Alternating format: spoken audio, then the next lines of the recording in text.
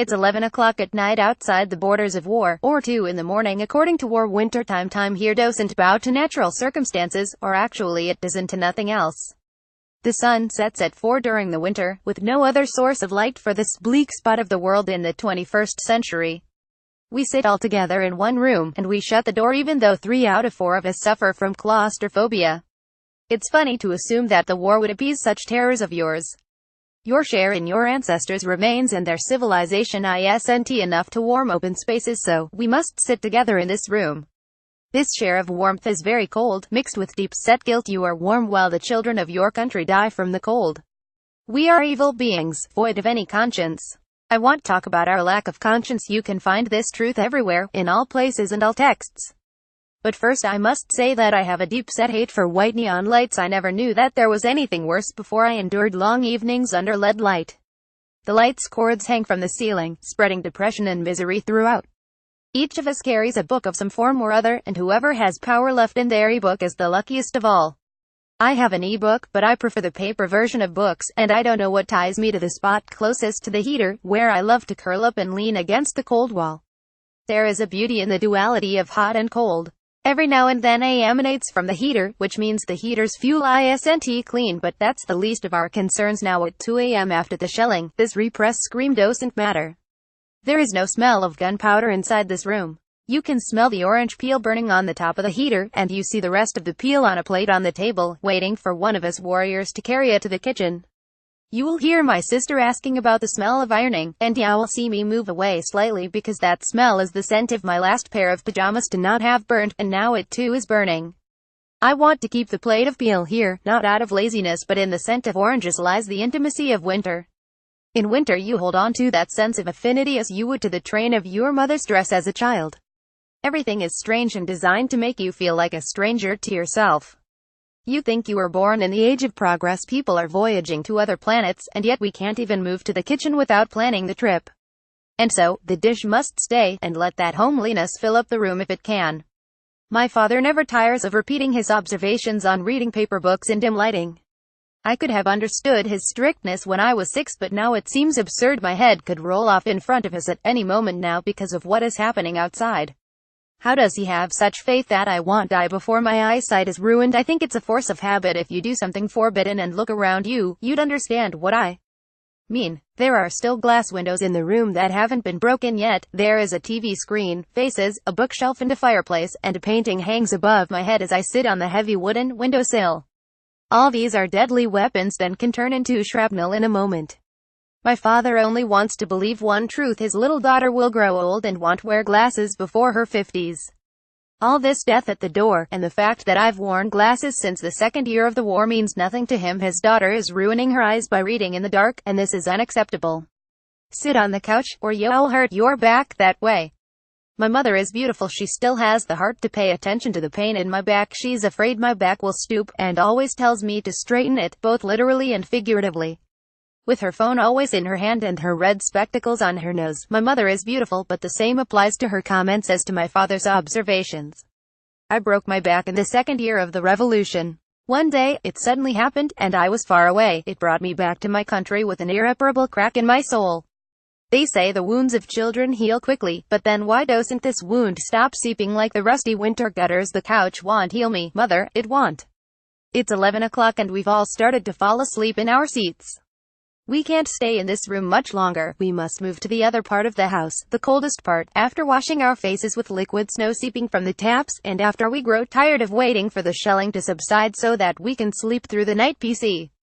What were the rituals of going to bed before? How do they seem outside the borders of this war? Do people sleep without delaying the washing of their faces and extremities to the point that it can no longer be delayed? Does the power of a battery charger determine their bedtime? Do they hate their cold beds because sleeping in a thick pullover is torture and uncomfortable? I don't think mist seeps out of their mouths when they exchange good nights.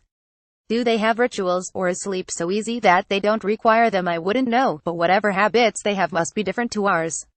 Did you know that there's an important calculation to make in the nights of war, where you have to fall asleep before the shelling intensifies in order not wake up when it worsens? But then again, you could. But you will never fall asleep when the bombing increases. And since I don't use my ebook during the evening, I ignore this balance, and regret it later. The window above my bed spreads dust and plaster particles throughout the room, so I must clean again in the morning. Can you imagine having to clean a layer of fragmented cement off your books and clothes every morning? It's a godforsaken, horrible, Sisyphean task. I think of Sisyphus throughout my days and wonder, was he so foul as to deserve such a punishment? He exposed the foulness of a fornicating god, yet such foulness doesn't matter. What matters is that no one dares to expose this. Thoughts on this tough punishment keep you distracted from the possibility of the window and the wall containing it collapsing on top of you. Did you know that, in this moment, the wall is gradually collapsing? Of course, you do, but you can only think of the morning and the new task of cleaning off the dust that awaits. To clean the dust, and only dust, is a blessed luxury at a time where blood pools fill up the morning. The bombing has worsened, and the window is now violently shaking. Now it opens. The narrative has turned serious, then. My hair is tied back with a rubber band, my face bare except for a trace of waterproof eyeliner, and I'm wearing fuchsia pajamas. I hate that color. I stand up hurriedly and light a thin, strange-looking candle on a saucer. Its wick burns before the candle burns out, and then it disappears without any trace, evaporating into thin air, leaving behind a clean saucer save for a small black mark. What are these strange candles? Well, they fit the purpose and the price you paid for them. The noise outside is less terrifying than the calm inside, but that doesn't matter now. I loosened the rubber band and let my hair down. It's hard to fix my hair after a whole day of keeping it tied up. It's stubborn. Like me, I brush it and cover it in oils, sprays and small pins, and it doesn't look too bad now given my limited means. I draw kohl around my eyes, detect an annoying spot on my cheek, lengthen my eyelashes with mascara. I look more beautiful now. And now, the most important step: perfume. There is nothing worse than a woman without her own perfume scent. I spray myself generously. I pull on a navy sweater and get back into bed after I've made sure that the nail polish on my toenails is completely dry. The good thing about this cold weather is it dries nail polish quickly. It's dried the blood in my veins. Why should the polish dry? It will. All this isn't normal stupidity, as it doesn't end in a long bout of crying. I went back to my bed and read another chapter. I thought about existential questions, not questions related to existentialism in general, but to my existence in this moment, under this shaking window in this bleak spot of the world where fighters don't sleep or freeze. I cursed the dust and the smell of gunpowder, and then I slept. What truly terrifies me is that I would die at this hour. It's not death itself that terrifies me, but the complete opposite. What terrifies me is that I don't dissolve after my death, and that I would remain eternally in my fuchsia pajamas and traces of waterproof kohl. I'm scared of remaining with my hair tied back with a rubber band. The idea of an eternal headache terrifies me. I couldn't stay forever a ghost without perfume and perfect nail polish, at least on my feet. The nails on my hand are a whole other story. It's enough for me to think that my ghost will roam the corridors of this house that I hate.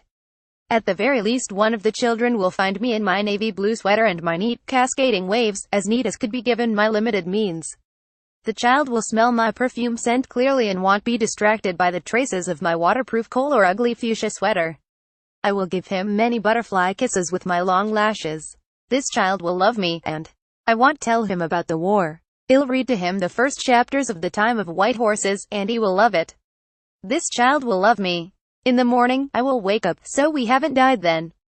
My God, why do these stupid birds have such a strange ability to sing? They taught us in school that birds migrate in the winter. Migrate then? Could anyone even think of leaving this country without visa or trouble? Migrate, please, and leave me to sleep another hour. They won't leave. They sing tirelessly, as if what happened last night was a calm recital of winter in the four seasons, as if the remnants of fighting outside don't concern them. I hate birds. I wash my face with frozen water.